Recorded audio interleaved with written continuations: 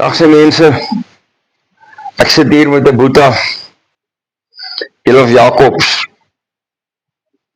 Nou, Elof het 'n amazing getuienis wat hy wil deel.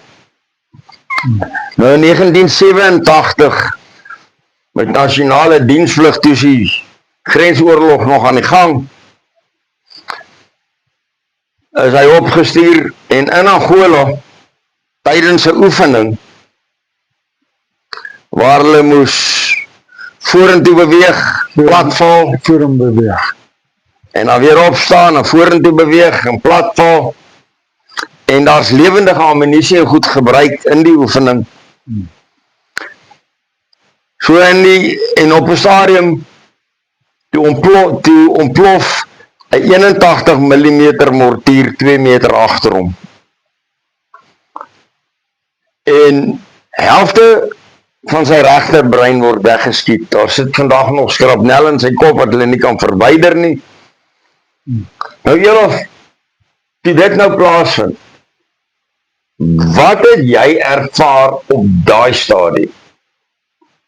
Op daai stadium het ek nie geweet wat om my aangaan nie, maar ek het skielik op 'n plek gewees wat pikswart so stil is soos ek nog nooit stilte beleef het nie, en 'n leegheid wat ek nie van gehou het nie, het ek beleef. En dit is 4 keer het ek na presies dieselfde plek gegaan. Goed. Nou, volgens inligting, toe die mediese personeel jou ondersoek, daar op die toneel, was hulle prognose dat jy nie hierdie ding gaan maak nie. Dat jy dit nie gaan maak nie, dat jy sal doodgaan. En maar as jy lewe, dat jy 'n koolkop sal wees wat nooit sal kan loop nie. Ja, koolkop en heeltemal verlam. Maar daar op daai plek is jy blykbaar 4 keer doodverklaar, want jy is doodverklaar en dan jy weer lewendig geword. En as jy weer doodverklaar en as jy weer lewendig geword. En blykbaar het dit 4 keer gebeur, is dit reg so? Reg. Goed. Nou toe vlieg hulle jou af Suid-Afrika toe. Nou blykbaar op die vliegtuig het dieselfde ding 8 keer gebeur. Ja. Wat jy doodverklaar is, maar weer lewendig geword het. Nou wat het jy enigstens iets op die vliegtuig ervaar? Ek het net beleef dat, toe het ek beleef, ek het heeltyd met God gesels, want ek het 'n wond in my long gehad, wat my een rib is afgeskiet, hy het 'n 15 cm sny in my regterlong gemaak, en wanneer ek so,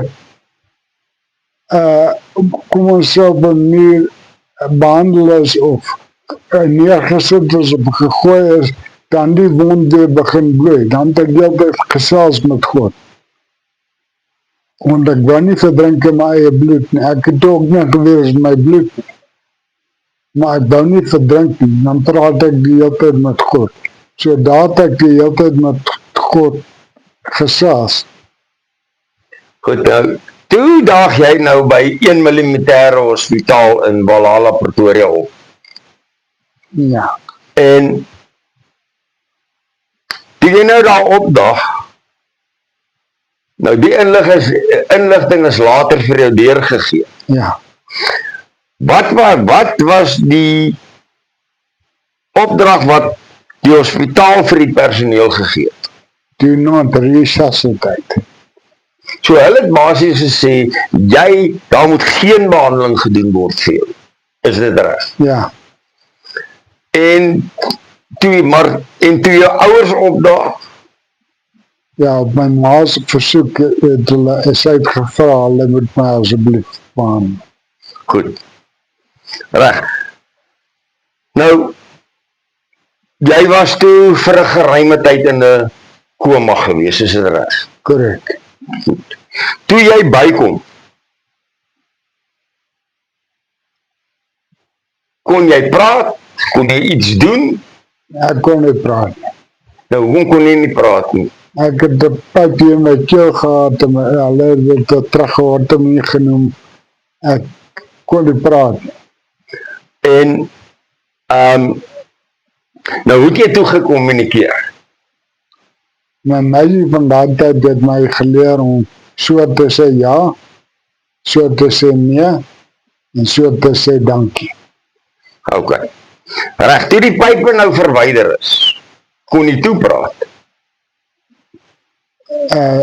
Skaars, baie moeilik. Ek moes spraakterapie kry om weer te kon leer praat. Hoe lank het dit omtrent gevat?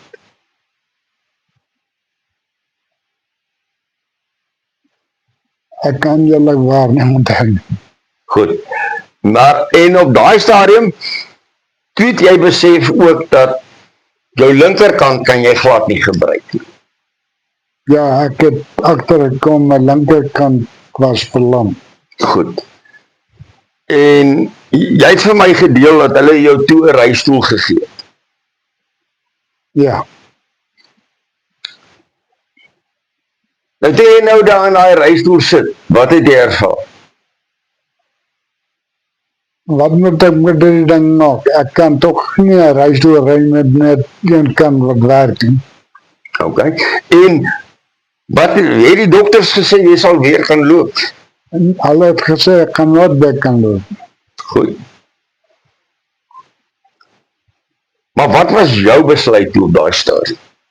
Ek het net geweier dat ek nie gaan loop nie. Want ek het toe ek op skool was voor diensplig gedoen het, die Bybel, my Gideon Bybeltjie baie deur gelees, en daai een skrif wat in Filippense 4 vers 13 staan, het vir my baie uitgestaan. Ek is tot alles in staat deur Jesus Christus wat by die krag gee. Goed. Nou, hoe het dit toe gebeur dat jy daar begin is, was daar 'n fisioterapeut, wat het hulle gedoen om jou te help? Ja, hulle het 'n fisioterapeut het my laat terapie gee om my weer te kan probeer leer. En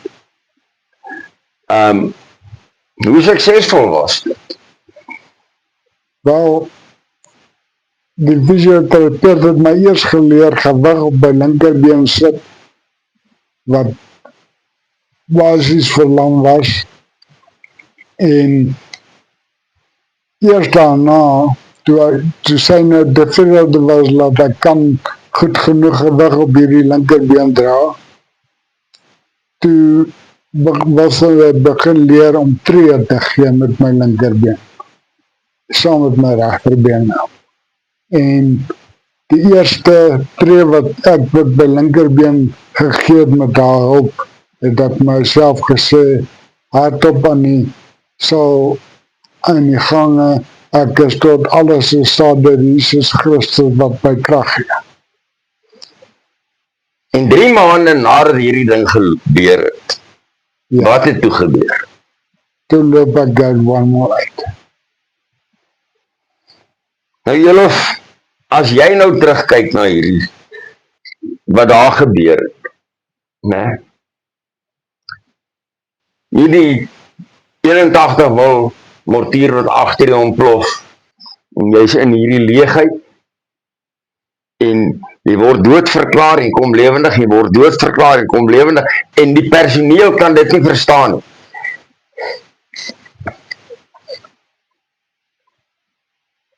As jy terugkyk na hierdie hele storie,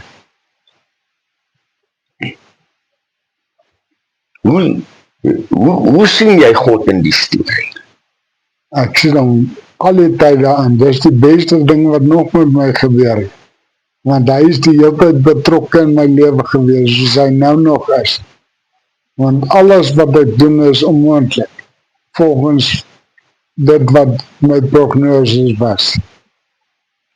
So, dis eintlik my 'n wonderlike ervaring om God te kan beleef in elke oomblik van my dag, en hoe ek hom beleef het in die verlede van die ongeluk af, dat hy so betrokke was en dat ek 'n verhouding met hom kan hê en hy met my met die omstandighede wat ek in is en deur is. Nou Elof, sal jy sê jou verhouding met God het verbeter as gevolg van die ongeluk? Baie. Reg. So, nou het ek 'n vraag vir jou. Wat sal jy vir die mens daar buite sê? Wat wil jy vir hulle sê indien hulle sit in situasies, moeilike situasies waar hulle nie die lig sien nie, waar hulle nie weet waar hy kan toe nie. Wat sal jou boodskap vandag wees vir hulle? My boodskap sal wees wat daar in die Nuwe Testament staan, wat ek dink Paulus sê, ag, dit louter is vreugde as daar allerhande beproewinge oor jou pad kom. Mense, ken hierdie Boeta nou al 'n paar jaar en weet julle, as ek na sy verhaal kyk, wat gebeur het, dan kan ek net God se hand in sy lewe sien en kan ek net sien wat God gedoen het vir hom. En weet julle, hierdie tipe getuienisse lig 'n mens op. Dan kom jy en jy sit in 'n situasie, en ek weet nie wat soos hier, ek glo hier van julle wat vandag sit in 'n situasie